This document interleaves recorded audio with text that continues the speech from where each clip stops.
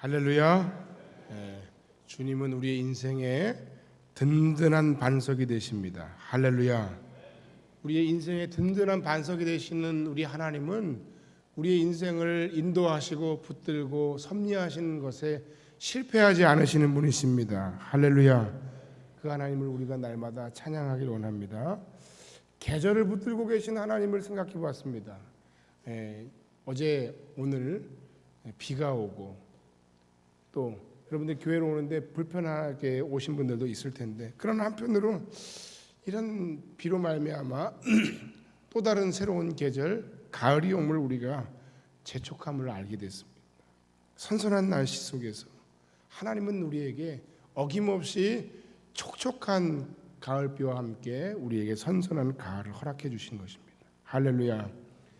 계절만 붙들고 계시는 것이 아니라 하나님은 우리의 모든 인생을 또한 붙들고 계신 좋으신 하나님이십니다. 할렐루야. 내 인생에는 참 굴곡이 많습니다. 어려움이 많았습니다. 하지만 그 모든 결정적인 삶의 순간순간에 하나님은 절대로 나를 실망시킨 적이 없으시다는 사실입니다. 비록 그 일을 당한 그 순간에는 하나님 어째 그러십니까? 하나님 왜 이렇게 하셨습니까? 라고 불평도 하고 원망도 했지만, 그러나 지내놓고 보니까 그 순간에도 하나님은 일하셨어요. 그 순간에도 하나님은 우리를 붙들고 계셨어요. 그 하나님의 붙들어 주심으로 오늘 저와 여러분이 이 자리에 있는 겁니다. 할렐루야. 그렇기 때문에 오늘 저와 여러분은 인생의 모든 삶을 붙들고 계시는 그 하나님을 생각하고 기억하고, 그 하나님이 내 삶을 섭리하고 계시며 나를 섭리하시는 그 하나님은 내 삶을 인도하심에 실패치 않으신다는, 나를 단 한 번도 실망시킨 적이 없다는 그러한 참된 신앙의 고백을 오늘 아침에 할 수 있어야 합니다. 이 신앙의 고백이 정말 중요한 이유가 있어요. 그냥 심심하니까 오늘 갑자기 은혜가 충만해서 갑자기 생각이 나는데, 그렇게 생각하면서 하나님은 신실하시고 나를 붙들고 계시고 나를 붙드시는 그 하나님의 손길은 실패가 없으시다, 그거를 묵상하자는 게 아니에요. 그 이유가 있어요. 우리가 왜 그 신실하신 하나님, 나를 붙들고 계신 그 하나님을 우리가 오늘 아침에 생각하고 찬양하고 묵상해야 하느냐? 그 이유는 어쩌면 지금도 여전히 우리는 우리의 삶 가운데 가장 큰 시련의 한복판을 우리가 지나고 있는 중이기 때문입니다. 하나님께서 내 삶의 과거에 베푸신 그 엄청난 그 능력이 있는 그 신실하신, 그 실패치 않으신 그 하나님의 신실하심을 우리가 생각하고 고백하고 또 묵상해야 하는 진짜 이유는, 아직도 나는 여전히 내 삶의 고난의 현장에서 그 고난의 현장의 한복판을 지금 지나가고 있는 중이기 때문이라는 거예요. 그 고난의 현장을 지나가고 있는 내가 지금 이 순간 단 한 번도 나를 실망시킨 적이 없으시고, 그 당시에는 내가 이해하지 못했지만 지내놓고 보니까 나의 삶을 붙들어서 실패치 않으시는 그 섭리로 나를 붙들어 주신 그 하나님에 대한 기억을 떠올리고 바라보는 것은 오늘 현재 우리의 현실에 가장 아프고 힘든 삶에 진정한 위로요, 진정한 소망이 되더라 하는 말씀입니다. 하나님은 정말로 우리를 붙들고 계십니다. 오늘 그 나의 인생을 붙들고 계신 그 하나님을 깊이 묵상하고 그 하나님을 생각하고 만나는 아침 되시기를 주의 이름으로 간절히 축원합니다. 그 하나님은 때때로 우리를 부드럽게 기다려 주시기도 하시지만, 그 하나님은 때때로 우리의 삶을 강하게 몰아붙이고 강하게 압박하기도 하십니다. 혹시 내 인생이 이 강한 몰아붙임의 한가운데 있습니까? 그렇다면 여러분은 그걸 알아야 됩니다. 이제 나는 더 이상 물러설 곳이 없구나. 이제 신호가 오는구나. 우리 그 사실을 알아야 됩니다. 그리고 내 인생을 붙들고 계시고 나를 강권적인 섭리로 인도하시는 그 하나님의 인도하심에 순종해야 합니다. 그리고 그 순종은 해도 되고 안 해도 되는 선택이 아니라 필연이라는 사실도 알아야 됩니다. 오늘 하나님의 사람을 붙들고 계신 그 하나님께서 야곱을 통해서 우리에게 귀한 말씀의 은혜를 교훈하고 계십니다. 본문의 이 야곱이라고 하는 인물은 한마디로 말해서 못돼 처먹은 사기꾼 캐릭터입니다. 머리에서부터 발끝까지 욕심으로 가득 찬 인물의 대명사입니다. 그는 가는 곳곳마다 문제를 일으키는 트러블 메이커입니다. 그가 있는 곳에 어김없이 문제는 존재합니다. 좋은 사람입니까? 아니죠. 그럼에도 불구하고 여러분 보세요. 그는 참으로 놀랍게도 하나님의 백성, 선민 이스라엘의 조상이에요. 이스라엘 백성의 12지파가 누구로부터 나왔습니까? 바로 야곱이에요. 야곱의 아들 12명의 아들들이 이스라엘의 12지파의 시작이란 말이에요. 그의 자녀들이 선택받은 하나님의 백성으로 축복을 받았다는 사실입니다. 우리가 아브라함과 이삭과 야곱의 하나님을 함께 부르지 않습니까? 아브라함의 하나님, 이삭의 하나님, 야곱의 하나님은 곧 우리의 하나님, 나의 하나님이다 라고 고백하고 있지 않습니까? 거기에 어김없이 빠지지 않는 인물이 야곱이에요. 이런 사기꾼 같은 못된 처먹은 야곱, 트러블 메이커 야곱이 어떻게 이런 자리에 나아갈 수 있었습니까? 이 같은 사실이 우리에게 주는 말씀의 두 가지 교훈이 있는데, 하나는 무엇인가 하면 하나님의 백성이요 구원받은 하나님의 자녀가 되는 조건은 절대로 사람의 됨됨이나 조건에 달린 문제가 아니라 전적인 하나님의 은혜라는 사실입니다. 물론 어떤 사람을 하나님의 교회의 일꾼으로 세울까 하는 문제는 물론 다른 문제일 수 있겠습니다만, 그럼에도 불구하고 우리가 하나님의 자녀요 하나님의 일꾼으로 부름받는 것에 내가 학력이 뛰어나고 내가 얼굴이 잘생기거나 예쁘고 혹은 내가 경험이 많고 내가 부자고, 이것은 결정적인 문제가 아니라는 거예요. 전적인 하나님의 은혜라는 사실을 우리는 야곱을 통해 알 수 있다는 거예요. 어떻게 해요? 야곱이 트러블 메이커 사기꾼인데도 불구하고 하나님은 그를 선민 이스라엘 백성의 조상으로 삼으셨다는 거예요.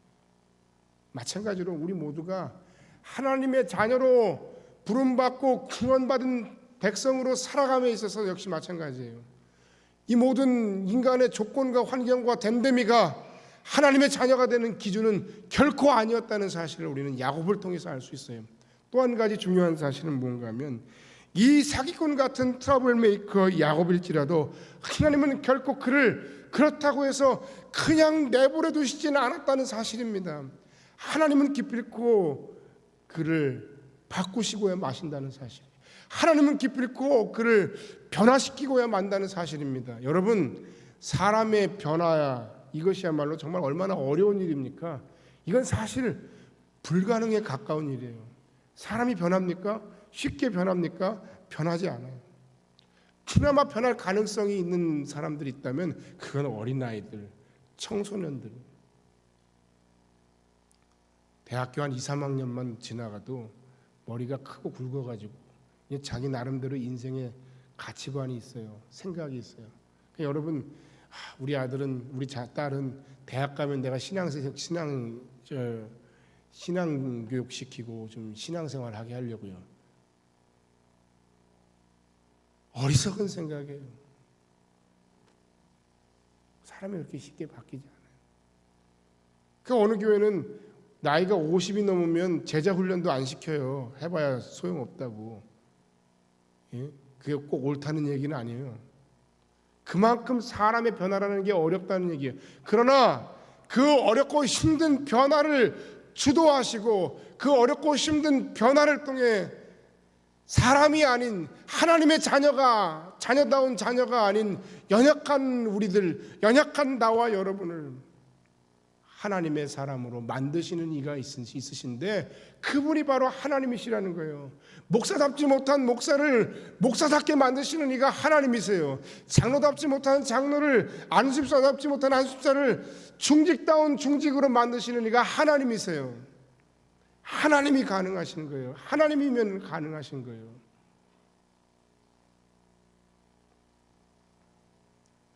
탕하 어거스틴도 하나님의 손길이 닿으니까 깨지고 박살나고 고꾸라져서 성자 어거스틴으로 추앙받는 하나님의 사람이 된 거예요. 오늘 야곱의 삶을 통해서 이 두 가지를 봐야 돼요. 하나님의 자녀가 되는 것엔 조건이 없구나. 그럼에도 하나님은 여전히 그의 인생을 포기하지 않고 붙들고 계시고 그의 삶에 간절한 기대와 소원을 가지고 계셨구나. 하나님은 그를 변화시키시는구나. 할렐루야, 할렐루야. 본문에서 이 야곱이 당한 이 상황을 보면 그는 누구보다 하나님의 축복을 사모한 사람이었고 동시에 그는 그 축복을 위해서 무엇이라도 할 수 있는 사람이에요. 형의 것도 빼앗고 아버지도 속일 수 있는 사람. 그가 베델에서 하나님을 만났으나 심지어는 그가 하나님을 만났을 때 그 하나님을 만난 이유, 그 연약한 믿음 안에서 물론 신앙의 단계가 있겠다고 하지만 자신의 육신적인 욕망, 자신의 마음의 소원을 이루어주고 채워줄 자기 중심적인 하나님을 그가 만났을 뿐이에요. 자기 인생의 참된 주인이신 하나님으로 인격적으로 그가 하나님을 고백하고 만난 것이 아니라는 거예요. 하나님의 큰 축복을 이제 받아서 그가 엄청난 부자가 되었지만 오히려 그 엄청난 부 때문에 이제 그는 도리어 사람과의 갈등만 문제가 있는 것이 아니라 하나님과의 관계에 문제가 생겼어요. 내가 하나님 없어도 내가 잘 살 수 있구나 라는 착각에 빠졌던 인물이 야곱이었어요. 그런데 그런 그에게 어느 날 위기가 온 거예요. 위기가 온 거예요. 어떤 위기였습니까? 20년 만에 그의 고향 땅 가나안을 향해 한 걸음 한 걸음 걸어가고 있어요. 그런데 그의 발걸음은 결코 가볍지가 않아요. 즐겁지가 않아요. 왜 그런 줄 아세요? 20년 만에 자기 고향 땅에 돌아가서 가장 먼저 만나게 될 사람이 자기가 속이고 그래서 형 에서의 축복을 가로챘던 그 당사자 형이 에서가 기다리고 있었다는 거예요. 물론 형 에서는 그게 뭔지도 몰랐고 그리고 그게 그렇게 대단한 것인지도 아직도 모를지도 몰라요. 그러나 분명한 것은 동생에게 속은 거예요. 동생에게 사기를 당한 거예요. 자기가 받아야 할 것을 받지 못한 거예요. 그러니까 이놈 야곱 어디 한번 만나기만 해봐라. 내가 한번 그냥 절단을 내겠다. 요절을 내겠다. 그래서 20년간에 만에 만나러 온 그 에서가 야복강가 건너편에서 지금 400명의 군사를 거느리고 기다리고 있어요. 그런데요 뒤로도 못 가요. 이제는 삼촌 라반과의 관계가 좋지 못해요. 급하게 야반도주 하다시피 또다시 삼촌 라반의 집을 엄청난 가족들과 재산과 그리고 모든 것을 몰고 도망쳐 나올 수밖에 없는 그 상황 가운데 그 라반이 막 쫓아오는 거예요. 그 나중에 알고 봤더니 그 야곱의 아내인 라헬이 그 삼촌 라반의 딸인 그 라헬이 그 집에서 가장 결정적인 보물 하나를 훔쳐가지고 온 거예요. 그 집의 운명을 좌우하거나 그 집의 모든 재산권을 마음대로 할 수 있을 만한 오늘날로 얘기하면 그런 결정적인 물건을 하나 집어갖고 온 거예요. 그래서 허겁지겁 막 달려서 쫓아온 거예요. 내놔. 없는데요. 내놔. 그러지 말고 내놔. 없는데요. 그럼 알았어. 그럼 믿을 테니까 대신에 한 가지 조건을 걸자. 우리 다시는 보지 말자. 이 선을 다시는 넘지 마. 여긴 넘어오면 안 돼. 하고 여갈 사두다라고 하는 그 증거의 돌무더기를 쌓는 거예요. 여긴 넘으면 안 되는 거예요. 이제 너와 나는 이제 남이야. 이제 볼 필요가 없는 남이야. 아유, 어떻게 이 야곱이라는 사람은 가는 데마다 이런 일을 벌이는지 잘 모르겠어요. 그래서요, 뒤로도 갈 수 없고요, 앞으로도 갈 수 없는 상황 가운데 그가 빠지게 된 거예요. 그가 하는 일마다, 그가 손댄 것마다, 그가 뿌린 씨앗마다 그가 거둔 것은 다 부정적인 열매, 다 아픈 상처의 열매만 가득 맺어오고 살아온 것이 그 야곱의 인생이에요. 자, 이대로 가면 야곱의 인생은 이제 끝인 거예요. 더 이상 아무 소망도 없어요. 그런데 바로 이 결정적인 순간에 그의 잘못된 부정적인 씨앗의 결과로 얻어진 그의 부정적인 삶의 열매들로 인해서 그가 추락하고 그가 무너지고 그가 다시는 재기할 수 없을 것 같은 그 상황 속에서 그는 하나님을 만납니다. 하나님은 그를 만나 주십니다. 하나님은 여전히 그의 삶을 붙들고 계셨습니다. 여러분, 내 인생이 내 생각과 내 방법과 내 의도대로 여기까지 왔다고 생각하는 분들, 그래서 내가 그냥 나름 다른 사람보다는 그래도 좀 성실하고 나름 지혜가 있어서 여기까지 왔다고 생각하는 분들, 여러분 착각을 깨시기 바랍니다. 하나님이 여러분의 인생과 삶을 붙들고 계심을 기억하시기 바랍니다. 하나님이 여러분의 인생과 삶을 붙들고 계시지 않으면 여러분의 삶에 아무 소망이 없다는 사실을 깨닫는 아침 되길 원합니다. 이제까지의 모든 삶도 하나님의 은혜로 온 거예요. 그리고 지금 비록 내가 잘못된 열매들을 거두는, 그래서 내 인생이 결정적으로 무너질 수밖에 없는 이 순간에도 여전히 나를 붙들고 계신 분은 내가 아니라 하나님이시라는 사실을 다시 한번 깨닫는 귀한 아침 되기를 주의 이름으로 간절히 축원합니다. 하나님께서 택하신 그 하나님의 자녀들, 비록 그가 그 스스로의 부정적인 삶의 열매로 추락하고 무너지는 상황에 있을지라도 하나님은 그와 같은 삶 가운데 그 부정적인 삶의 열매조차도 당신의 승리란 손길로 만지시고 붙드심으로 다시 일으켜 세우시고야 마신다는 사실입니다. 할렐루야. 이것이 진정한 은혜입니다. 문제를 일으키고 그리고 문제를 벌려놓은 사람은 난데 그 문제를 정리하시고 그 문제로 말미암아 다시 한번 하나님의 사람으로 새 출발하고 오히려 전화위복의 기회로 만드시는 이가 바로 하나님이시라는 거예요. 하나님은 내 인생을 붙들고 계시고 하나님은 나의 삶의 변화를 기대하고 계신다는 사실을 오늘 우리는 알아야 됩니다. 사랑하는 성도 여러분, 아무런 조건 없는 하나님의 은혜로 부름받고 구원받으신 사실을 인정하십니까? 인정하십니까? 그럼에도 우리는 여전히 하나님의 백성다운 삶에 헌신하지 못하고 있습니다.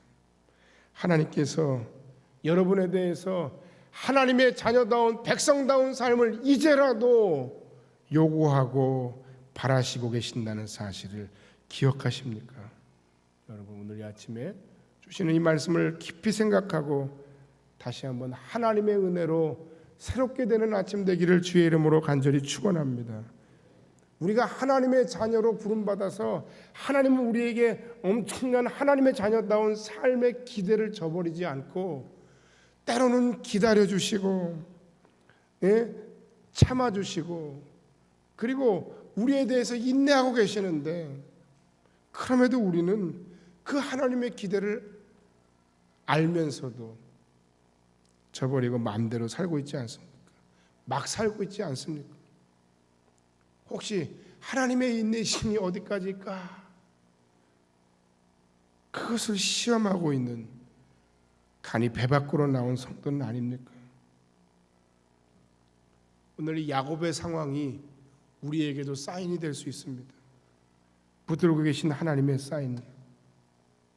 야곱에게 있어서의 야복강가의 이 모든 상황은 야곱의 변화를 주도하시고 야곱의 삶을 포기하지 않고 계시는 하나님의 사인입니다. 비록 그것이 그가 살아온 삶의 과정에 따른 결실일지라도 하나님은 그 사인을 통해, 그 상황을 통해, 그 과정을 통해 우리가 하나님의 사람으로 온전히 변화되기를 기대하고 계신다는 사실입니다. 여러분이 삶 속에서 관계적으로 사람과의 관계 속에서 어떤 문제가 생겼습니까? 도저히 나는 이젠 사람이라고는 쳐다보도 보기 싫어. 여러분이 경제적으로 어떤 결정적인 삶의 위기 가운데 처하셨습니까? 여러분이 건강으로 인해서 도저히 나의 방법으로는 내 건강을 유지할 방법이 없는 상황에 처하셨습니까?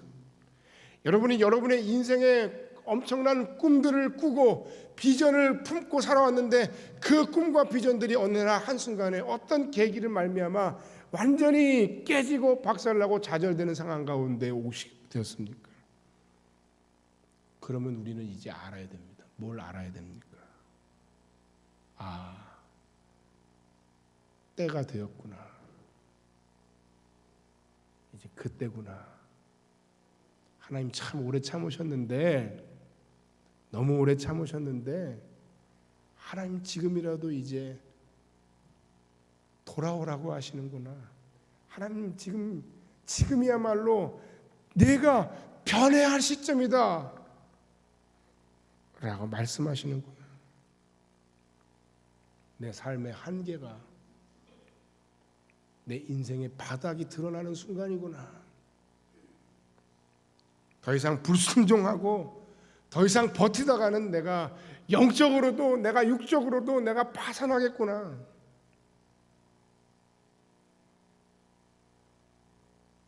하나님은 당신이 우리가 진정한 하나님의 사람으로 이 모든 삶의 위기를 전화위복의 기회로 바꾸기를 소원하십니다. 오늘의 이 상황은 내 삶의 열매예요. 부정할 수가 없어요. 누굴 탓을 하겠어요? 물론 억울한 상황도 있어요. 억울해요. 하지만 오늘의 이 상황은 어쩔 수 없는 내 삶의 열매예요. 그리고 동시에 나를 붙들고 계신 그 하나님으로 말미암아 이 위기는 내 축복을 위한 하나님의 섭리이자 마지막 기회일 수 있습니다. 여러분, 이 야곱의 위기를 보면서 나의 상황을 돌아보고 이 상황 속에서 이 위기를 도리어 하나님의 축복의 기회로 바꿀 수 있는 저와 여러분이 되기를 주님의 이름으로 간절히 축원합니다. 첫 번째 따라합시다. 지금은 하나님 앞에서 진실하게 기도할 때입니다. 그렇습니다. 이 절체절명의 위기 속에서 그는 자신의 생애 가운데 가장 위대한 일을 하고 있어요. 그게 뭐예요? 기도예요. 근데 그냥 기도가 아니라 하나님 앞에 홀로 서서 기도해요. 다 보냈어요. 모든 재산과 가족들을 두 대로 나눠서 보냈어요. 어떤 사람들은 두 대로 나눠 보낸 것도 야곱의 꼼수다 그 얘기를 하는데 어찌됐건 간에 두 대로 나눠서 먼저 보내놓고 그 야복강가에서 무릎을 꿇고 하나님과 대면했다는 거예요. 내가 진실로 하나님과 진지하게 대면하고 면담 신청을 요청하고 하나님께 엎드려 나의 삶을 되돌아보고 회개하고 나의 한계를 고백하는 게 도대체 언제였던가?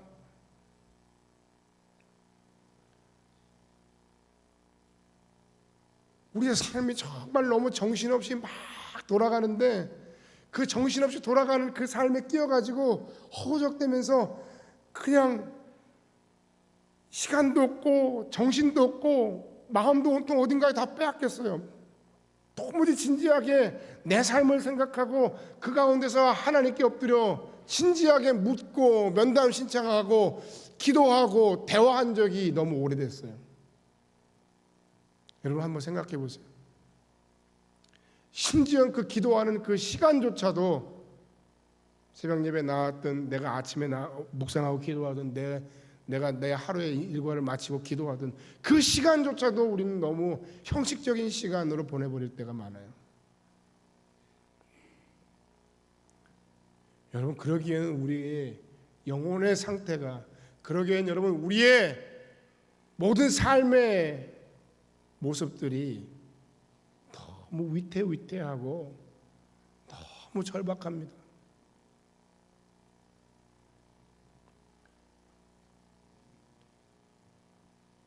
다른 영혼을 위해 지금 기도하라는 것이 아닙니다. 다른 사람들을 위해서 헌금하면서 그 사람들을 위해서 뭔가 봉사하라고 지금 얘기하고 있는 게 아닙니다. 내가 누군가를 돕고 내가 누군가를 섬기기에 앞서 나 자신이 하나님과의 관계가 회복되고 내가 영적으로 강건해야 내가 그들을 진정으로 제대로 된 모습으로 바로 섬기고 도울 것이 아닙니까? 지금이야말로 우리의 지나간 시간들을 되돌아보면서 회개할 것은 회개하고 나의 무능함과 무가치함과 연약함을 하나님께 고백해야 할 때가 아닙니까? 지금이야말로 하나님의 은혜가 아니면 나는 살 수 없음을 뼈저리게 고백하고 무릎 꿇어야 할 때가 아닙니까? 야복강가에서의 야곱의 기도는 바로 그런 하나님 앞에서의 진실한 기도였다는 사실입니다. 그리고 그의 진실한 고백과 기도는 동시에 생명을 건 기도였어요. 더 이상 물러날 곳이 없어요. 물러날 것이 없어요. 하나님 말고는 더 이상 물러날 것이 없어요. 여기에 차이가 있는 거예요. 하나님 말고도 우리가 물어볼 것도 많고 의지할 것도 많고 생각할 것도 많고 비빌 언덕도 많으니까 우리가 자꾸 딴 생각하는 거예요. 신앙은 단순해요. 심플해요. 좋은 신앙이에요. 좋은 신앙은 심플해요. 하나님만 바라보고 하나님밖에 내 삶에 다른 소망이 없음을 진실로 고백하면 하나님은 여러분의 인생을 도우십니다. 붙들어 주십니다. 근데 그 하나님에 대한 단순하지만 확실한 믿음 그리고 절박한 기도, 진실한 기도가 우리의 삶에 없는 거예요. 뭐 여러 가지 이유가 있겠죠. 내가 아직 별로 그렇게 크게 내 인생에 문제가 절박하지 않거나 뭐 아니면 내가 뭔가에 뭐 사로잡혀 가지고 그냥 헤어나오지 못하고 있구나. 마음을 온통 다 빼앗겨 버려 가지고 하나님을 생각할 겨를이 없거나 삶의 바쁜 틈바구니 속에서 내 삶을 어떻게 도대체가 컨트롤할 수 없는 지경이거나. 그런데 여러분 지금 우리가 해야 될 게 뭐냐는 거예요. 그럴 때일수록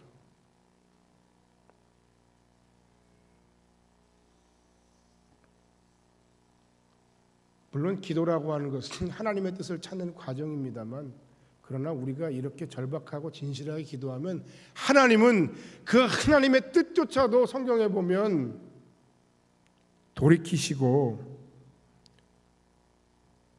그 절박한 기도 앞에 뜻을 바꾸어 주시는 경우를 우리가 보잖아요. 대표적인 게 아브라함의 기도 아닙니까? 모세의 기도가 그렇고요. 그리고 그 기도의 결과로 그는 응답을 받죠. 야, 이제 때가 됐다. 날이 세려한다. 나로 가게 하라. 하나님은 안 됩니다. 안 됩니다. 할 수 없습니다. 제발 가게 하라. 가게 하실 수 없습니다. 그런 절박한 기도로 그가 배수에 치고 기도한 결과 그는 하나님의 응답을 받습니다. 33장 4절에 보니까 달라진 에서의 행동을 볼 수 있는데, 동생을 죽이겠다고 쫓아다녔던 서슬시펄했던 그 에서의 마음이 완전히 바뀌었어요. 동생 야곱을 보자마자 형 에서가 대성통곡을 하면서 입을 맞춰 울고 그 아우의 이름을 부릅니다. 역시 피는 물보다 진한 걸까요? 여러분 그렇게 또 해석하실래요? 그렇게 말씀하시면 안 되죠. 하나님의 기도의 응답이었던 거예요. 하나님의 기도의 응답이었던 거예요. 하나님이 그 마음을 순식간에 바꿔주신 거예요. 사람의 마음을 바꾸는 거 하나님밖에 할 수 없어요. 기도는 능력이 있습니다. 기도는 사람과 가정을 변화시킵니다. 기도는 국가와 민족도 변화시킵니다. 기도는 하나님의 교회를 하나님의 교회답게 합니다.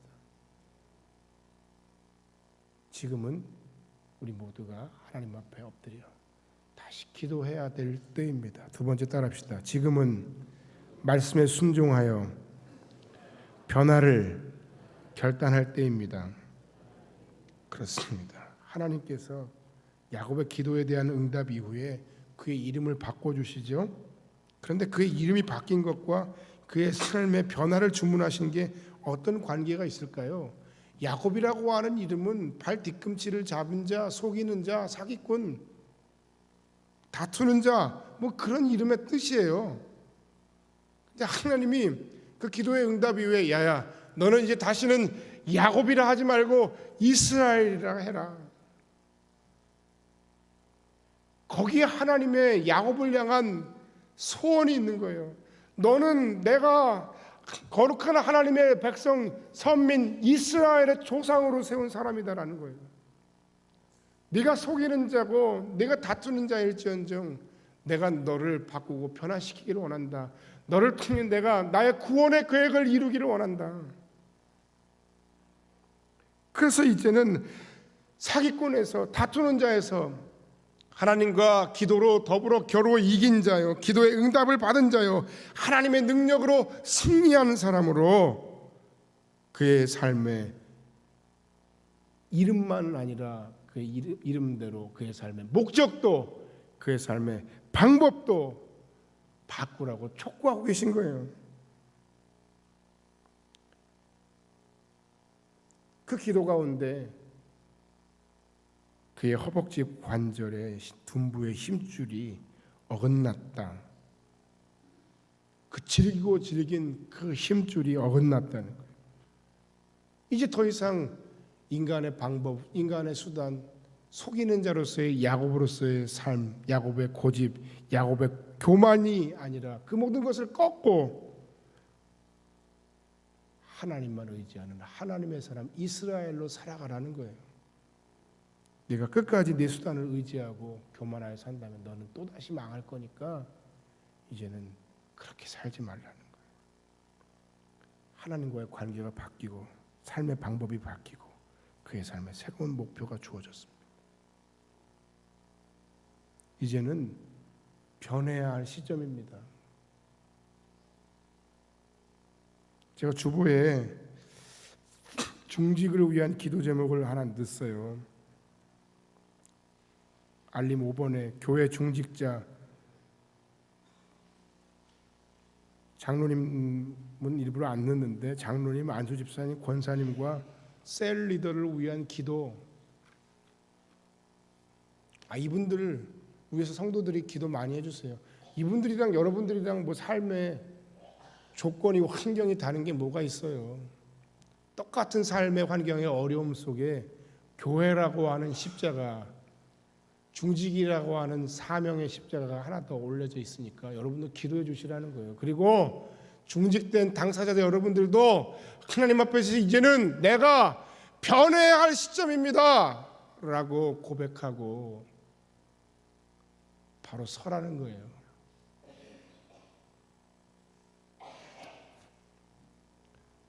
내가 변해야 우리 가정이 살아요. 내가 변해야 우리 자녀들이 살아요. 내가 변해야 성교회가 살아요. 내가 변해야 하나님의 거룩한 뜻들이 이루어집니다. 많은 삶의 사인들이 있어요. 더 이상 외면하지 마세요. 더 크게 힘들어집니다. 협박하거나 후리는 게 아니에요. 잘 생각하세요. 이제는 내가 하나님 말씀 앞에 바로 서고 변해야 할 시점입니다. 결론의 말씀을 드리고 마칩니다. 우리가 다른 사람들에 대해서 참 말하기 좋아해요. 다른 교회는 어떻고 어떤 목사님은 어떻고 저를 포함해서 말씀드리는 겁니다. 누구는 어떻고 그건 뭐 다 한국 교회를 향한 애정이고 또 간절한 마음의 부담감이겠지만 그러나 그럴 겨를이 있습니까? 다른 사람을 비판하고 정죄할 겨를이 있습니까? 저 사람은 왜 이렇게 기도를 하지 않는 거야? 저 사람은 왜 저렇게 사는 거야? 라고 우리가 누군가에 대해서 말할 그럴 계제입니까? 아닙니다. 정말 급한 사람은 나예요. 나 자신이에요. 나 자신을 돌아보고 다시 한번 하나님 앞에서 회개하고 다시 한번 야곱이 변하여 이스라엘이 된 것처럼 하나님께서 우리에게 바라시고 원하시는 그런 삶의 아름다운 변화를 결단하는 복된 인생 되시기를 주의 이름으로 간절히 축원합니다. 지금은 변해야 할 시점입니다. 기도하겠습니다.